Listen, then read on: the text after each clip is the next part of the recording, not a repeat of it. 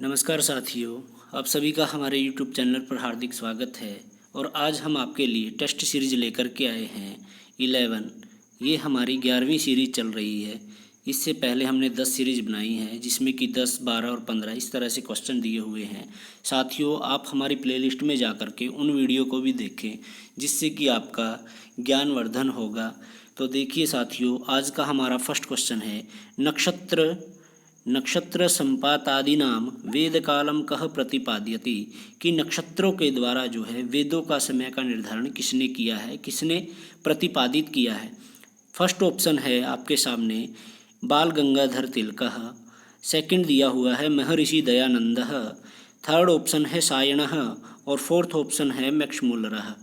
तो देखिए साथियों, इनमें से दो जो हैं हमारे भारतीय दर्शनकार हैं और दो जो हैं विदेशों से हैं। तो इनमें से सही आंसर क्या होगा। अब नक्षत्रों के आधार पर एक तो हम आइडिया यही लगा सकते हैं कि भारतीय दर्शन के अनुसार होंगे, तो ए ऑप्शन या बी ऑप्शन में से होगा।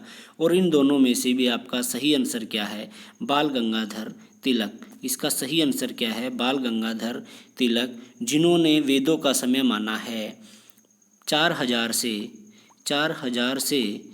2500 ईसा पूर्व, 2500 ईसा पूर्व। और इसी तरह से मैक्स मूलर ने जो है वेदों का समय माना है 1200 से 1000 ईसा पूर्व।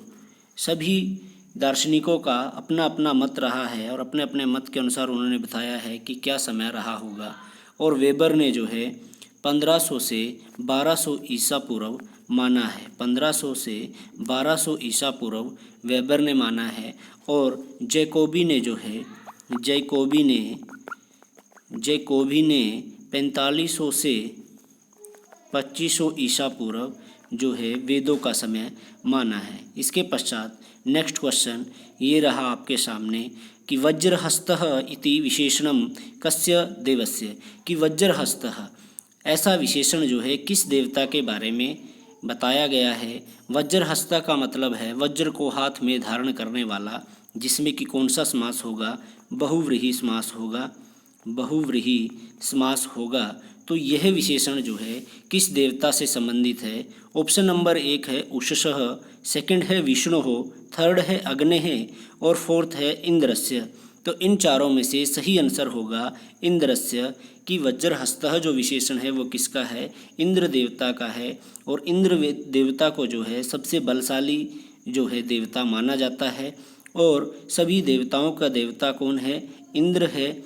और इंद्र देवता से संबंधित ऋग्वेद में 250 सूक्त हैं, जो सबसे अत्यधिक हैं। और इंद्र देवता के अन्य विशेषण शब्द जो हैं इस तरह से हैं, वृत्रः, सोमपः, वृत्र का वध करने वाला इसलिए वृत्रः कहा, सोमपः सोम का पान करने वाला है, शक्र बोला गया है इसको।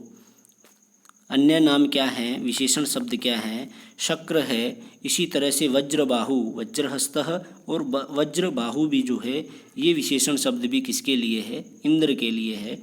इसके पश्चात थर्ड क्वेश्चन ये रहा आपके सामने। थर्ड क्वेश्चन है माद्यन्दिन शाखा कस्य वेदस्य, कि माद्यन्दिन शाखा जो है वो किस वेद से है, किस वेद से संबंधित है। ऑप्शन है यजुर्वेदस्य, ऋग्वेदस्य, अथर्ववेदस्य, कस्य अपि न, कि माद्यन्दिन शाखा जो है वो किस वेद से संबंधित है, यजुर्वेद से, ऋग्वेद से, अथर्ववेद से। तो इसका सही आंसर होगा यजुर्वेदस्य। और यजुर्वेद की कितनी शाखाएं हैं, कितने भागों में इसको बांटा गया है, 2 भागों में बांटा गया है। फर्स्ट है शुक्ल यजुर्वेद और दूसरा है कृष्ण यजुर्वेद। दूसरा कौन सा है, कृष्ण यजुर्वेद है। और माध्यन्दिन शाखा को जो है काणव संहिता भी बोलते हैं, काणव संहिता भी कहते हैं। इसके पश्चात है फोर्थ क्वेश्चन, देखिए साहित्य से संबंधित है। अध्यस्तनेषु एकांकी रूपकम अस्ति, कि नीचे लिखे हुए ऑप्शन में से एकांकी रूपक है। कौन सा एकांकी रूपक है, मतलब कि जिस रूपक में एक अंक होता है। हमने आपको कई बार बताया है कि रूपक कितने हैं, रूपक 10 हैं। और इसी तरह से उपरूपक जो हैं वो 18 बताए गए हैं। रूपक के लिए एक ट्रिक भी आपको बताई हुई है, जो इस तरह से है, न प्रभा न प्रभा व्यास डिम इहा मृग अंक। इस तरह से जो है एक ट्रिक है जिसमें कि सभी हमारे 10 के 10 रूपक आ जाते हैं, जैसे कि न से नाटक, प से प्रकरण, भ से भाण, व्या से व्यायोग, स से समविकार, डिम, इह मृग, अंक और प्रहसन। इस तरह से 10 जो हैं हमारे रूपक होते हैं। और देखिए अब एकांकी नाटक जो है, एकांकी जो रूपक है वो कौन सा है। फर्स्ट ऑप्शन दिया हुआ है प्रतिज्ञा योगांद्रायण, क्या है प्रतिज्ञा योगांद्रायणम। सेकंड है चारु दत्तम, थर्ड है कर्णभारम और फोर्थ है अविमारकम। तो इनमें से सही आंसर क्या होगा, सही आंसर होगा कर्णभारम। कर्णभारम जो है ये भास के द्वारा विरचित है और भास ने जो है कितने काव्यों की रचना की है, 13 काव्यों की रचना की है। प्रश्न इस तरह से भी आ जाता है। और भास का समय क्या है, भास का समय है 327 ईसा पूर्व। अगर हम बात करें कालिदास की तो उनका समय क्या है 27 ईस्वी है। और इसी तरह से अगर बात करें हम भारवी की तो उनका समय क्या है 600 ईस्वी है। और इसी तरह से अगर माघ की बात करें तो उनका समय क्या है 675 ईस्वी है। इनसे प्रश्न इस तरह से भी आ सकता है कि इनको क्रम में बताना आ जाए तो हमें उनका समय पता होना चाहिए, तभी हम बता सकते हैं। और कर्णभारम में क्या है कि इंद्र जो हैं, इंद्र एक ब्राह्मण के वेश में जो हैं कर्ण के पास आते हैं और कर्ण से जो हैं उनका कवच और उनके कुंडल मांगते हैं। तो जो कर्ण हैं उनकी दानशीलता इतनी है कि वो अपने कवच और कुंडल जो हैं इंद्र देवता को दे देते हैं। ऐसा कर्णभारम में जो है वर्णन मिलता है। इसके बाद नेक्स्ट क्वेश्चन है शाल्मली वृक्ष वर्णनम कस्मिन् काव्ये दृश्यते, कि शाल्मली वृक्ष जो है इसका वर्णन इस वृक्ष का वर्णन किस काव्य में देखने को मिलता है। फर्स्ट ऑप्शन है नलचंपू, सेकंड है कादम्बरी, थर्ड ऑप्शन है हर्षचरितम और फोर्थ है वासवदत्ता। तो शाल्मली जो वृक्ष है इसका वर्णन किस काव्य में मिलता है, इसका वर्णन मिलता है कादम्बरी में। और कादम्बरी में जो है 3 जन्मों का भी वर्णन है, शूद्रक के 3 जन्मों का भी वर्णन कादम्बरी में मिलता है। इसके पश्चात नेक्स्ट क्वेश्चन है, ये रहा आपके सामने। तो देखिए संस्कृत वाङ्मये करुण रसस्य वर्णने कह विशिष्यते, कि संस्कृत वाङ्मय में करुण रस का वर्णन से कह विशेष्यते, किसकी विशेषता है। फर्स्ट ऑप्शन है कालिदासः, सेकंड है बाणभट्टः, थर्ड ऑप्शन है भवभूतिः और फोर्थ है वासवदत्ता। तो इसका सही आंसर क्या होगा, तो साथियों इसका सही आंसर होगा भवभूतिः। और भवभूति का जो उत्तर रामचरितम नाटक है, उत्तर रामचरितम जो काव्य है इनका, उसमें भी जो है करुण रस के बारे में ही बताया गया है। और उत्तर रामचरितम में कौन सा रस है, करुण रस है। और इनके बारे में एक उक्ति बहुत ही सुप्रसिद्ध है कि एको रसः करुण एव विशिष्यते, मतलब कि निमित्त भेदात, इस तरह से आ जाएगा निमित्त भेदात, कि एको रसः करुण एव, कि एक ही रस है करुण रस है, निमित्त भेदात। और जो जितने भी अन्य रस हैं वो सभी जो हैं किस में समाहित हैं, करुण रस में ही समाहित हैं। इस प्रकार भवभूति जो हैं सिर्फ एक ही रस को मानते हैं। किस रस को मानते हैं, वो मानते हैं सिर्फ करुण रस को। इसके पश्चात है नेक्स्ट क्वेश्चन है रसः इति कः पदार्थः, कि रस इति कः पदार्थः, कि रस इति रस जो है वो कैसा पदार्थ है। आस्वाद्यमानः, श्रावणपेयः, भोज्यमानः, दृश्यमानः। तो इसका सही आंसर क्या होगा साथियों, इसका सही आंसर होगा आस्वाद्यमानः। रसः इति आस्वाद्यमानः, कि रस को आस्वादन किया जाता है। और भर्त मुनि को जो है रसों का वर्णन किसने किया है, रसों का वर्णन जो है भर्त मुनि ने किया है। इसीलिए इनको जो है रसा आचार्य भी कहा जाता है। और भर्त मुनि ने इसके लिए एक जो है प्रसिद्ध शास्त्र है इनका, क्या है, नाट्य शास्त्र है, जिसमें कि इन्होंने रसों की विवेचना की है। और कितने रसों का वर्णन किया है, 8 रसों का इन्होंने वर्णन किया है। इसके पश्चात है नेक्स्ट क्वेश्चन है कि तीर्थानाम सविस्तारम वर्णनम उपलभ्यते, कि तीर्थों का विस्तार सहित वर्णन किस में प्राप्त होता है, किस पुराण में प्राप्त होता है। तो देखिए ऑप्शन फर्स्ट है मत्स्य पुराणे, सेकंड है वायु पुराणे, थर्ड ऑप्शन दिया है स्कंद पुराणे या फिर शिव पुराणे। तो इसका सही आंसर होगा स्कंद पुराणे। तीर्थों का विस्तार सहित वर्णन किसमें है, स्कंद पुराण में है।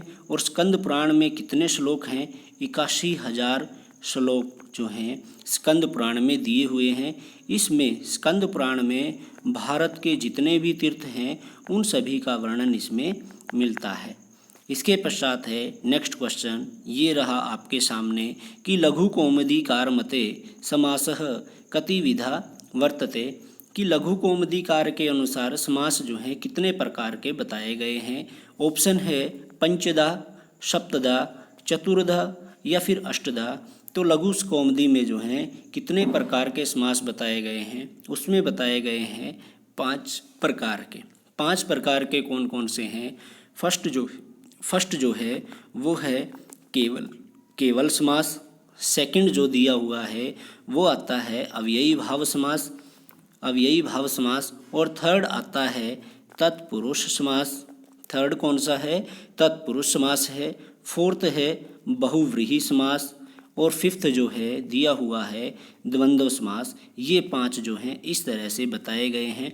अगर हम इनके सूत्रों की वर्णन करें तो किस तरह से बताया है। केवल के लिए बताया है कि विशेष संज्ञा विनिर्मुक्तः केवल समासः। केवल समास कौन सा होता है, जो विशेष संज्ञा से मुक्त होता है। इसके पश्चात अव्ययी भाव समास, प्रायेण पूर्व पदार्थ प्रधानो अव्ययी भावः, कि प्राय अव्ययी भाव समास में जो है पहला पद प्रधान होता है और वो कैसा होता है, अव्यय होता है। थर्ड है तत्पुरुषः, तो प्रायेण उत्तर पदार्थ प्रधानो। तत्पुरुष समास में उत्तर पद प्रधान होता है, दूसरा पद प्रधान होता है।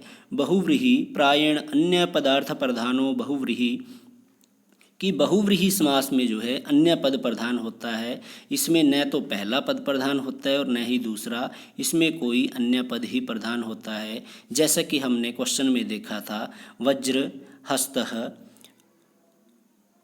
जिसमें क्या था कि जो हाथ में वज्र को धारण किए हुए है वो कौन है, इंद्र है। तो इसमें किसी अन्य पद की प्रधानता है।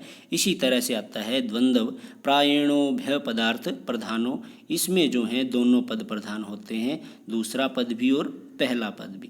इसके पश्चात है साथियों, आपको हमारा वीडियो कैसा लग रहा है, वीडियो को लाइक करें, कमेंट करें और वीडियो को ज़्यादा से ज़्यादा शेयर करें। साथियों, जिन्होंने हमारे चैनल को सब्सक्राइब नहीं किया है कृपया वो चैनल को सब्सक्राइब कर लें और बेल आइकन को ज़रूर दबाएं, ताकि आपको हमारे वीडियो का हर नोटिफिकेशन मिलता रहे।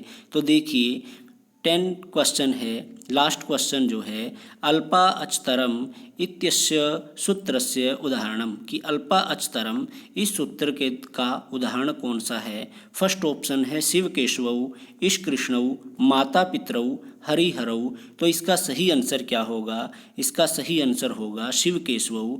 अल्प अचतरम, इसका मतलब क्या है, अल्प का मतलब है कम और अच का मतलब क्या है, स्वर, कि जिसमें कम स्वर होते हैं उसको जो है पहले उस पद को पहले रखा जाता है। जैसे कि शिव केशवऊ, जिसमें शिव में कम है और केशव में ज़्यादा अच हैं, तो शिव को जो है पहले रखा गया और केशव को बाद में रखा गया। तो साथियों, ये था हमारा आज का वीडियो आपको कैसा लगा हमें कमेंट बॉक्स में ज़रूर बताइएगा। और साथियों, वीडियो को ज़्यादा से ज़्यादा लाइक और शेयर कीजिएगा। धन्यवाद।